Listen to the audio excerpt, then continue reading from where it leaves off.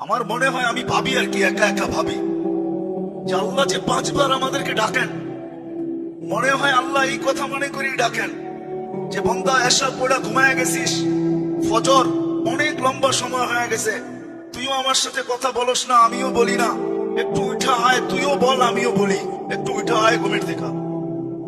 আমার মনে হয় এই জন্য ফজরে ডাকেন যে লম্বা সময় হয়ে গেছে, তোর সাথে তুই ঘুমের ঘরে ছিলি, কথাবার্তা তোর সাথে হয় না, তুইও বলস না আমিও বলি নাই, একটু ঘুমের থেকে উঠা আস, তুইও বল আমিও বলি।